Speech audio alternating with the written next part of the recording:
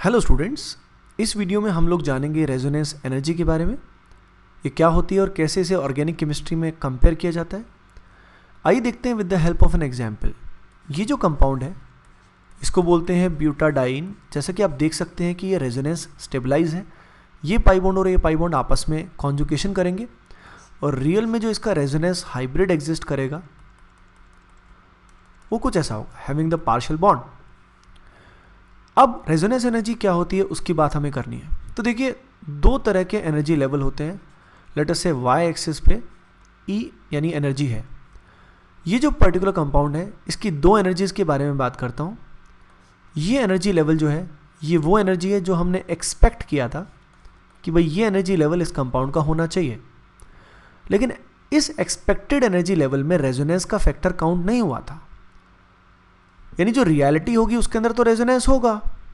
तो रियलिटी जब होगी, रेजोनेंस होगा, तो स्टेबिलिटी इसकी एक्सपेक्टेड के कंपैरेटिवली क्या होगी, ज़्यादा होगी, क्योंकि एक्सपेक्टेशन में तो हमने रेजोनेंस को कंसिडर नहीं किया था। तो ये जो एनर्जी लेवल पाया गया, it is the real energy level considering resonance. यानी रियल में रेजोनेंस का फैक्टर कंसिडर हुआ है, जिस कारण रियल की स्टेबिलिटी ज़्यादा है, मतलब एनर्जी लेवल कम है। तो ये जो एक्सपेक्टेड है, ये जो वैल्यू है, it is not real, it is a hypothetical value, और ये है जी रियल वैल्यू। तो कहा क्या जाता है, जो हमने एक्सपेक्ट किया था और जो रियल था, इन दोनों में जो डिफरेंस है, इस डिफरेंस को बोला जाता है resonance energy. This is resonance energy. यानी रेजोनेंस एनर्जी असल में कोई एनर्जी नहीं होती, ना तो एनर्जी रिलीज होती है ना ही एनर्जी गेन होती है। ये गैप होता है हाइपोथेटिकल एक्सपेक्टेड एनर्जी लेवल में और रियल एनर्जी लेवल में। और कहा जाता है इसको रेजोनेंस एनर्जी क्यों बोला जाता है, क्योंकि ये वो अमाउंट ऑफ एनर्जी है जो रेजोनेंस की वजह से क्या हुई, डिक्रीज हुई। तो व्हाट इज रेजोनेंस एनर्जी?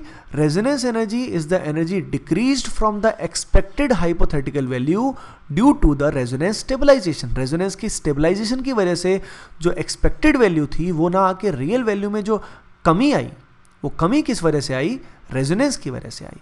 तो उस एनर्जी को हम बोलेंगे resonance energy. Now the question is how to compare it. अब देखिए, अगला क्वेश्चन हमने देखा, इस क्वेश्चन में 3 पाई बॉन्ड है।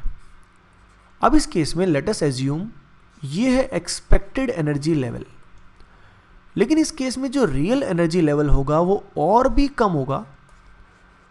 रीजन इज यहां पे रेजोनेंस का एक्सटेंट ज्यादा है। यहां पे 2 पाई बॉन्ड्स के बीच में रेजोनेंस हो रहा था और यहां पे 3 पाई बॉन्ड्स के बीच में रेजोनेंस हो रहा है। 3 पाई बॉन्ड्स के बीच में जब यहाँ रेजोनेंस हो रहा है तो रियल जो एनर्जी लेवल होगा वो और भी डिक्रीज हो जाएगा। अगर रियल एनर्जी लेवल एक्सपेक्टेड के कंपैरेटिवली डिक्रीज होता है तो ये गैप विल इंक्रीज, यानी रेजोनेंस एनर्जी जो रेजोनेंस की वजह से स्टेबलाइजेशन है वो बढ़ जाएगा। तो रेजोनेंस की वजह से जितना स्टेबलाइजेशन बढ़ेगा उतना ज़्यादा रेजोनेंस एनर्जी की वैल्यू बढ़ेगी। तो रेजोनेंस एनर्जी के बारे में हम कह सकते हैं कि it is directly proportional to stability due to resonance. Resonance की वजह से जितनी ज़्यादा स्टेबिलिटी आएगी उतना ज़्यादा रेजोनेंस एनर्जी बढ़ जाएगी। ये जो है मेन पॉइंट है, सबसे मेन पॉइंट। यानी जब जब हम रेजोनेंस एनर्जी को कंपेयर करेंगे तब तब हमें यही करना पड़ेगा, हमें बार बार स्टेबिलिटी कंपेयर करनी पड़ेगी रेजोनेंस से, और जो स्टेबिलिटी का ऑर्डर आएगा वही रेजोनेंस एनर्जी का ऑर्डर आएगा। Let us do the question number 1। यहाँ पे हमें ए, बी एंड सी का रेजोनेंस एनर्जी कंपेयर करना है। सबसे पहले हम देखेंगे क्वांटिटी ऑफ रेजोनेंस कहाँ पे ज़्यादा है। अगर हम देखेंगे तो आप पाएंगे कि बी और सी में क्वांटिटी ऑफ रेजोनेंस ए के कंपैरेटिवली अधिक है। ए में 2 पाई बॉन्ड में रेजोनेंस हो रहा है, बी में 3 पाई बॉन्ड्स में रेजोनेंस हो रहा है, सी में भी 3 पाई बॉन्ड्स में रेजोनेंस हो रहा है। तो ऑटोमेटिकली बी और सी में कंपटीशन है। ए कंपटीशन से पहले ही बाहर है क्योंकि उसमें रेजोनेंस एनर्जी कम होगी due to low extent of या लेस रेजोनेंस। अब बी और सी में हम कैसे कंपेयर करेंगे? तो देखिए, सबसे पहले हमें चेक करना होता है क्वांटिटी ऑफ रेजोनेंस, कितना ज़्यादा रेजोनेंस है। अगर वो क्वांटिटी सेम आ रहा है तो ऐसे केस में हम क्या चेक करेंगे, उस रेजोनेंस की क्वालिटी, यानी कितना इफेक्टिव रेजोनेंस वहाँ हो रहा है। तो अगर आप ध्यान दें तो यहाँ 3 पाई बॉन्ड में रेजोनेंस है, यहाँ भी 3 में है, पर इन 3 पाई बॉन्ड में जो रेजोनेंस हुआ उससे रिंग क्या बन गई, एरोमेटिसिटी अचीव कर गए। रिंग इज एरोमेटिक और एरोमेटिक कंपाउंड्स हाईली स्टेबल होते हैं। तो अगर रेजोनेंस के द्वारा एरोमेटिसिटी अचीव हो जाए तो ऐसे केस में रेजोनेंस एनर्जी और भी ज़्यादा हो जाएगी, यानी C is greater than B और A तो इसमें लोवेस्ट होना ही था। आइए देखते हैं नेक्स्ट क्वेश्चन। इस क्वेश्चन में हमारे पास ये दो स्पीसी हैं, इसको मान लेते हैं ए और इसको मान लेते हैं बी। अगर आप ध्यान दें, ए में भी 2 पाई बॉन्ड रेजोनेंस कर रहे हैं और बी में भी 2 पाई बॉन्ड रेजोनेंस कर रहे हैं। लेकिन अगर आपको एरोमेटिसिटी का कंसेप्ट आता है तो आप पाएंगे कि बी में 2 पाई बॉन्ड का रेजोनेंस है, तो 4 पाई इलेक्ट्रॉन्स यहाँ पे अवेलेबल होने की वजह से this particular स्पीसी is anti aromatic. यानी एरोमेटिक जैसे बहुत ही स्टेबल होता है तो anti aromatic is highly unstable, जिसकी वजह से यानी रेजोनेंस होने से फ़ायदा हो इसकी कोई गारंटी नहीं है। एंटी एरोमेटिक में रेजोनेंस होने से नुकसान हो जाता है। तो ए और बी में which is better? A is better. आइए देखते हैं नेक्स्ट क्वेश्चन।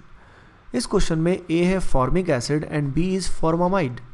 अब इनमें अगर हमें रेजोनेंस एनर्जी कंपेयर करना है तो हमें रेजोनेंस करके देखना होगा। यहाँ अगर मैं रेजोनेंस करता हूँ तो लोन पेयर इस पाई को पुश करेगा और ये इलेक्ट्रॉन पेयर इधर जाएगा, जिससे जो रेजोनेटिंग स्ट्रक्चर बनेगा वो कुछ ऐसा रेजोनेटिंग स्ट्रक्चर बनेगा जिसमें O पे पॉजिटिव आएगा और इस O पे नेगेटिव आएगा। और यहाँ अगर मैं रेजोनेंस करता हूँ तो ऐसे केस में N पे पॉजिटिव आएगा और O पे नेगेटिव आएगा। सिमिलर तरीके से रेजोनेंस होगा, ये इधर आएगा, ये इधर जाएगा। ये समझने के लिए आपको रेजोनेंस करना ऑब्वियसली आना चाहिए। अब अगर मैं इसके रेजोनेंस स्ट्रक्चर्स को कंपेयर करूँ तो यहाँ पे पॉजिटिव चार्ज O पे आ रहा है और यहाँ पॉजिटिव चार्ज N पे आ रहा है। पॉजिटिव चार्ज वैसे तो ना तो O पे अच्छा है ना ही N पे अच्छा है, लेकिन रिलेटिवली देखा जाए तो N पे positive charge is a better thing, क्योंकि दोनों ही इलेक्ट्रॉन नेगेटिव एटम है, पर N की इलेक्ट्रॉन नेगेटिविटी कम होने की वजह से ये पॉजिटिव चार्ज को ईजिली कैरी करेगा। Hence this will have more stability, hence more resonance energy. So guys, what is resonance energy? It is the energy difference between expected, that is hypothetical value which we expected without considering resonance, and the real value considering resonance. Actual में कोई energy नहीं होती जो release होती है, gain होती है। फिर हमने देखा कैसे हम इसको कंपेयर करते हैं। Okay guys, please share and do subscribe. Thank you.